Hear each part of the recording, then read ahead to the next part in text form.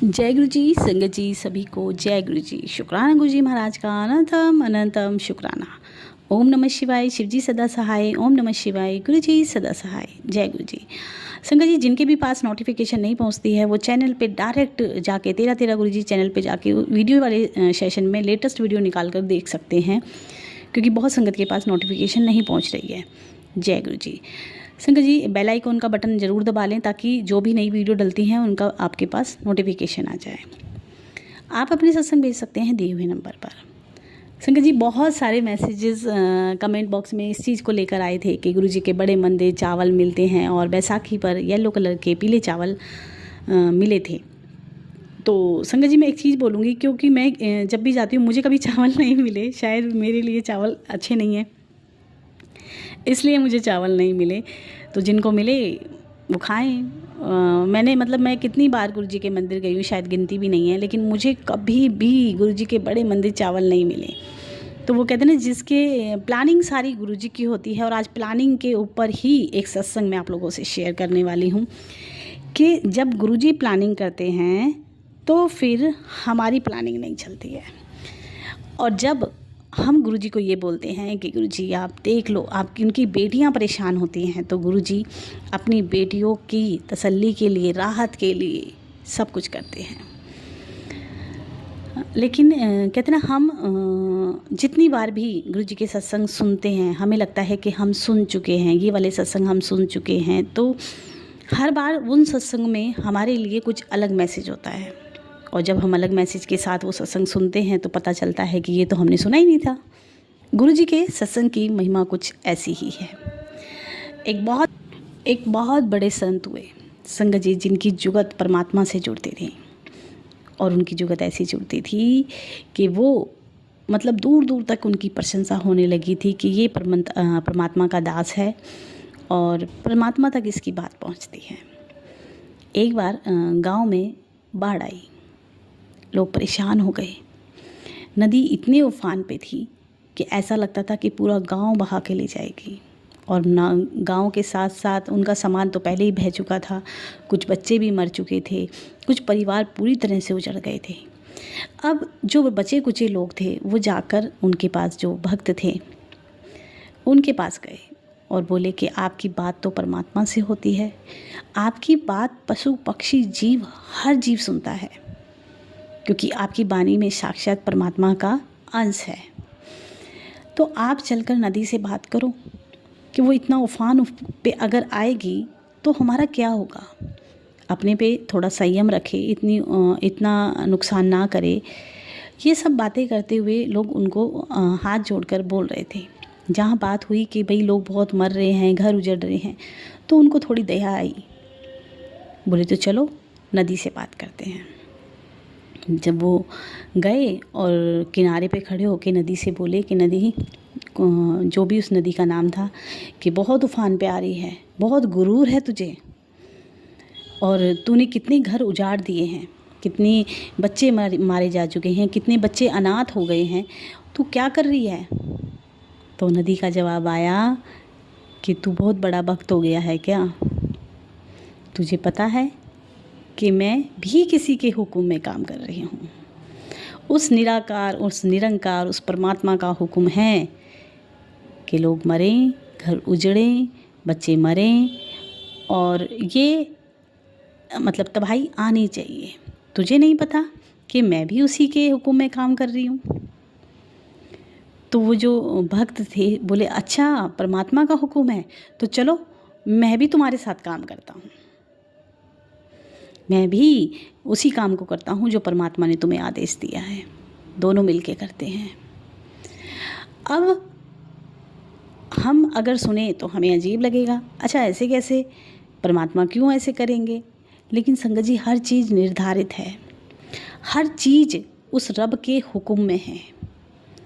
हम सोचते हैं कि बड़े बड़े तूफ़ान नहीं आने चाहिए, ये नहीं होना चाहिए, ऐसे नहीं होना चाहिए, लेकिन हम ये भूल जाते हैं कि उस परमात्मा की बिना मर्जी के पत्ता भी नहीं हिलता।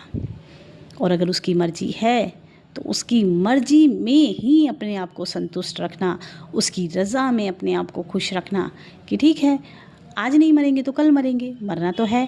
क्या आज नहीं मरे तो क्या कल नहीं मरेंगे? मरना तो सभी को है, लेकिन उसके हुक्म में रह के। या कुछ भी हो, जब हम ये समझ जाते हैं ना संगत जी कि ये हमारे रब की रज़ा में हो रहा है, तो वही परिस्थितियाँ हमें मतलब परेशान नहीं करती, ये सोचकर कि अब इसके आगे हमारी नहीं चलनी है, क्योंकि मर्जी जब परमात्मा की है तो वो अटल है और वो हो के रहेगा, हम चाहे कुछ भी करें। या तो हम उसे स्वीकार कर सकते हैं कि ठीक है, गुरु जी की मर्जी है, जैसे उनको सही लग रहा है वो कर रहे हैं, हमारा हित इसी में है। या फिर हम उन परिस्थितियों से लड़ सकते हैं, और जब लड़ते हैं तो रिजल्ट वही होता है कि कर तो कुछ पाते नहीं हैं। तो इससे अच्छा है कि उनकी रज़ा में रहें, उनके सिमरन में रहें और उनसे कहें कि जो आपको सही लगता है वो करें। एक छोटा सा सत्संग एक आंटी का, जिनका बेटा 12वीं करने के बाद उन्होंने उसको कॉलेज में एडमिशन कराया। जब कॉलेज में एडमिशन कराया तो 1 साल उसका बहुत अच्छे से निकला, लेकिन जब सेकंड ईयर में आया तो उसने कहा कि मम्मी मैं मेट्रो से जाता हूँ, मैं थक जाता हूँ, घर में 2 गाड़ियाँ हैं, एक गाड़ी आप मुझे दे दो। तो आंटी ने कहा ठीक है, छोटे वाली गाड़ी तुम रखो और तुम कॉलेज जाओ। बोली समय बीता, और समय बीतते बीतते क्या हुआ कि ये फाइनल ईयर आते आते मुझे पता चला कि मेरा बेटा नशे की लत में पड़ गया है, उसका माहौल ख़राब हो गया है, उसके कुछ दोस्त, उसकी कुछ संगत ऐसी हो गई है जो उसे नशे में डाल रही है, और वो नशे की लत इतनी बढ़ गई कि आंटी को अपने बेटे को नशा मुक्ति केंद्र में डालना पड़ा। गुरुजी के बार बार मैसेज आ रहे थे कि तू इसे 5 शनिवार मेरे पास लेके आ। जब आंटी को पता चला कि बेटा नशे की लत में है, तो आंटी गुरुजी के पास 3 शनिवार अपने बेटे को लेके गई, चौथे भी लेके गई। 5वें शनिवार कुछ ऐसी परिस्थिति बनी कि आंटी को अपने बेटे को नशा मुक्ति केंद्र भेजना पड़ा, और 5 शनिवार उनके पूरे नहीं हुए।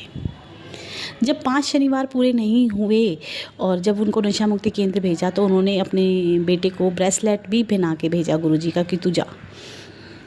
कुछ समय पीछे बीता, क्योंकि 1 महीने तक तो वो मिलने ही नहीं देते हैं।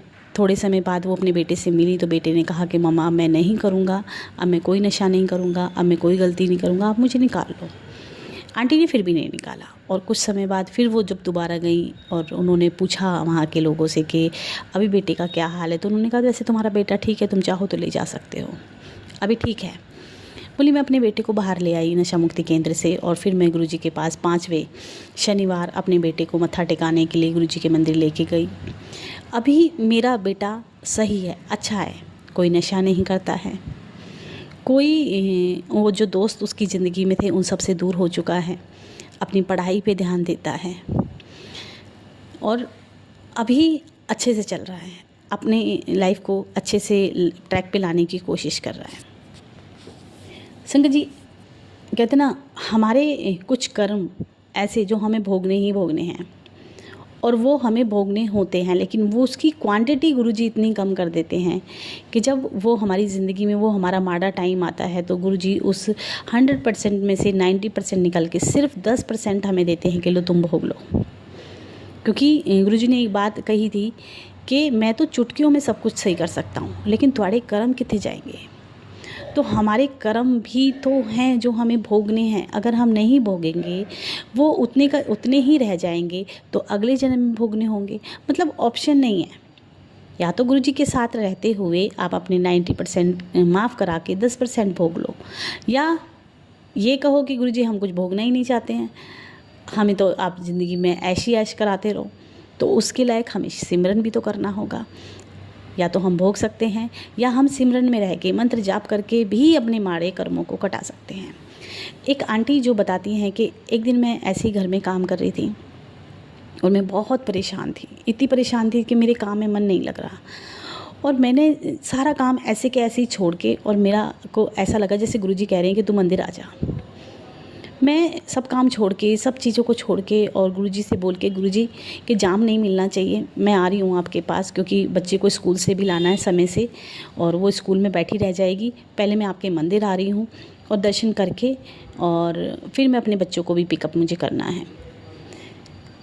बोली आंटी एक रेड लाइट मुझे नहीं मिली गुरुजी के मंदिर जाने में। मैंने किसी से बात की कि भाई मुझे ऐसे ऐसे मंदिर जाना है, तुम चलोगे? तो वो मेरे संग जाने के लिए तैयार हो गए। बोले ऑटो वाला जो जा नहीं रहे थे वो ये बोल रहे थे कि सोमवार के दिन बहुत भीड़ रहती है मंडे को, और इसलिए मैं नहीं जा रहा। लेकिन वो फिर भी राज़ी हो गए कहने के बाद कि चलो, तो वो चल पड़े। अब रास्ते में कोई रेड लाइट नहीं मिली, कोई जाम नहीं मिला, जो कि दिल्ली में तो मेरे लिए इम्पॉसिबल है, क्योंकि हम मोस्टली जाते हैं तो जाम मिलता ही मिलता है।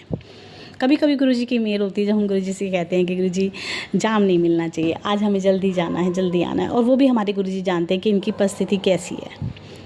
आंटी मंदिर पहुंची और बोली हर बार की तरह जैसे ब्रेड पकोड़ा समोसा प्रसाद मिलता है वो मुझे मिला, मैंने खाया। और खाने के बाद आगे जाके जहाँ बॉटल मिलती हैं जल प्रसाद की, तो बोली मैं हमेशा एक बॉटल हमेशा मैं एक्स्ट्रा लेती हूँ कि एक और, हाथ से इशारा करके कि एक और। तो बोली मैंने क्योंकि ये रहता है कि फिर दोबारा मंदिर कब जाया जाएगा, तो एक बोतल जल प्रसाद की मैं गुरुजी के पास रख देती हूँ, जिसको हम इस्तेमाल करते रहते हैं। तो मैंने जो अंकल थे उनसे कहा कि अंकल एक और प्लीज़। तो उन्होंने एक बोतल दी कि ले तू ये भी ले, तू ये भी ले, तू ये भी ले, तू और ले, तू और ले। और उन्होंने मुझे 4 से 5 बोतल दी जल प्रसाद की। अब मैं खड़ी और ये सोच रही हूँ कि ये हो क्या रहा है, एक मांगी थी 4-5 मिल गई, और वो कहते हैं कि लंगर प्रसाद है आपके लिए, जबकि बड़े मंदिर में संगत के लिए लंगर प्रसाद नहीं होता है मंडे को। बोले आप लंगर प्रसाद करके जाना। तो उन्होंने कहा लंगर प्रसाद वो तो मंडे को होता नहीं है। बोले लेकिन आपके लिए है, चल पुत्र तू लंगर प्रसाद करके जाइयो। वो अंकल के ये शब्द थे। अब जहाँ पे सेवादार लंगर करते हैं वहाँ पे उन आंटी को ले जाया गया। एक अंकल जो उनको लेके गए थे वो स्पेशल पन्नी लेके उनकी जल प्रसाद की बोतल लेके घूम रहे। कहते हैं ना जैसे एक पिता होता है ना कि बेटी मायके आई है और उसको हर चीज़ मैनेज करके देनी। अच्छा मेरी बेटी बोतल हाथ में ले रही है, ला ला पन्नी लेके आता हूँ, मैं पन्नी में डाल के देता हूँ। उसको खिलाया गया लंगर प्रसाद, और बार बार किसी से बोला गया इसको ये भी दो, इसको ये भी खिलाओ, और ला के दो, ऐसे करके। बोली मुझे ऐसा लग रहा था जैसे मंदिर के मतलब मुझे स्पेशली बिल्कुल स्पेशल फील कराया गया हो, और हर कोई आके मेरे को पूछ रहा था, मेरा ध्यान रख रहा था कि अच्छा ये आंटी हैं, अच्छा लो इनको ये भी दो, अच्छा इन आंटी को ये भी खिलाओ, ऐसे करके। और ऐसा लग रहा था जैसे पूरा मंदिर का स्टाफ मेरा ही ध्यान रख रहा हो और हर चीज़ मेरे लिए स्पेशल हो रही हो। तो मैंने जो मेरे साथ गई थी मैंने उनके लिए पूछा कि उनको लंगर प्रसाद, बोले नहीं ये सिर्फ आपके लिए है, आप करो। फिर उन्होंने अंकल ने उन आंटी का नंबर लिया कि बेटा मुझे अपना नंबर दो, और सब बातें करके नंबर भी ले लिया। नंबर लेने के बाद तो बोले कुछ और भी चाहिए आपको, कुछ और है? तो बोले नहीं अंकल आज तो मुझे ऐसा लग रहा है जैसे गुरुजी खुद ही से ही पता नहीं क्या क्या कर रहे हैं मेरे लिए। बोली इतना काफ़ी है। और ये सोचते हुए वो घर वापस आ गई। शाम हुई तो अंकल का फ़ोन आया, बेटा कैसा लगा तुहानू, कैसा लगा आज मंदिर में, मज़ा आया, बढ़िया लगा, चंगा लगा, और बता तैनू की चाहिए। ये उन अंकल के शब्द थे। और मेरे ख्याल से कोई सेवादार नंबर लेके ना फ़ोन नहीं करता है। उस दिन उन आंटी पे वाकई ही गुरुजी की कृपा थी। बता और तैनू की चाहिए, और कुछ चाहिए, और कैसा लगा बड़े मंदिर में? बोले अंकल जी बस बता नहीं सकती मैं कैसा लगा मुझे। आज तो मेरा VIP ट्रीटमेंट कर दिया स्कूल में, मंदिर में। ऐसा लगा कि सब कुछ मेरे लिए स्पेशल हो रहा था। तो ये एक आंटी का अनुभव था मंदिर का, क्योंकि उस दिन काम करते करते अचानक से उनको गुरुजी ने क्योंकि बुलावा दिया कि आजा तो परेशान है, और गुरुजी ने उनको बुला लिया। उनको अंकल ने चलते समय 2 येलो कलर के मतलब छोटे स्वरूप भी दिए। और आंटी जब घर पहुंची तो एक मैसेज आया कि ये जो मेरे येलो कलर के स्वरूप, जब तक आंटी ने देखे नहीं थे कि येलो कलर के हैं, कि येलो कलर के चोले में जो मेरे स्वरूप है ना, इस बीच मैं साक्षात बैठा जो तेरे को आज मिले हैं। बोली मुझे सब कुछ एक सपना लग रहा था, और ये लग रहा था कि आज ये मेरे साथ हो क्या रहा है। तो संगत जी कभी कभी हम बड़े मंदिर जाते हैं ना, तो अगर कोई अंकल आपको डांटते भी हैं तो आप ये समझा करो कि ये गुरुजी डांट रहे हैं। शायद आपका डांट खाकर, आपके ऊपर आपको धमका कर गुरुजी आपका कोई माड़ा कष्ट काट रहे हैं, क्योंकि बड़े मंदिर में जो भी होता है वो सब गुरुजी की प्लानिंग से होता है। जब मैं गई थी पहली दूसरी बार गुरुजी के बड़े मंदिर, तो जब मैं मंदिर गई थी तो मैं लाइन में लग रही थी और मेरे दिमाग में बहुत सारी चीज़ें थी कि मैं ये भी ले लूँ, वो भी ले लूँ। और जैसे कि हम गुरुजी के पास जाके भी करते हैं कि हमें ये भी चाहिए, वो भी चाहिए, गुरुजी मेरा ये काम भी होना चाहिए। तो मुझे गुरुजी ने जो समझाया वो इस तरीके से था संगत जी, कि मैं लाइन में खड़ी हूँ और मैंने बच्चों को भी खड़ा कर दिया था कि हम स्पेशल ब्लेसिंग गुरुजी की लेंगे, जो भी मिलेगा। लेकिन जो भी मिलेगा ये दिमाग में नहीं था, मतलब ये था कि ये मिलना चाहिए, ये भी मिलना चाहिए, ऐसे करके। तो एक आंटी खड़ी थी और मैंने उनसे, वो बोली क्या चाहिए, मैंने कि वो ये चाहिए। बोले ऐसे ना डिमांडिंग संगत ना आया करे, यहाँ डिमांड नहीं चलती है, डिमांड लेके ऐसे ना आया करो। संगत जी इतनी स्ट्रिक्ट तरीके से उन्होंने मुझे डांटा और बोला कि ऐसे डिमांड करके ना आया करो। वो सबक मेरी ज़िंदगी के लिए गुरुजी का सबक था और मैंने उस चीज़ को एक्सेप्ट किया कि ये गुरुजी बोल रहे हैं कि यहाँ पे बैठकर बड़े मंदिर में, क्योंकि हम बहुत सारी डिमांड रखते हैं कि ये भी होना चाहिए हमारी ज़िंदगी में, ये भी होना चाहिए। तो गुरुजी तो हमेशा मना करते हैं कि ऐसे डिमांड लेके ना आया करो, कोई लिस्ट लेके ना आया करो। मैं बैठा हूँ ना, मुझे सब पता है। और जब हम डिमांड लेके जाते हैं, बहुत सारी लिस्टें लेके जाते हैं, तो हमें पता ही नहीं होता कि हम कितने गलत हैं। तो गुरुजी बड़े मंदिर में हर चीज़ उनकी रज़ा से होती है, उनकी मर्ज़ी से होती है। कभी भी ये नहीं सोचे कि किसी सेवादार ने आपको कुछ बोल दिया, नहीं, उसको एक्सेप्ट करें कि शायद गुरुजी की मर्ज़ी थी, आज डांट खा के हमारा कुछ अच्छा होना है। बाकी अपने सत्संग आप दिए हुए नंबर पे भेज सकते हैं, मैं अपनी वाणी में भी सुना सकती हूँ, लिखे हुए सत्संग आपकी मैं पढ़ सकती हूँ, और जिनको लगता है कि वो लाइव करना चाहते हैं वो लाइव कर सकते हैं। जय गुरु जी, शुक्राना गुरु जी।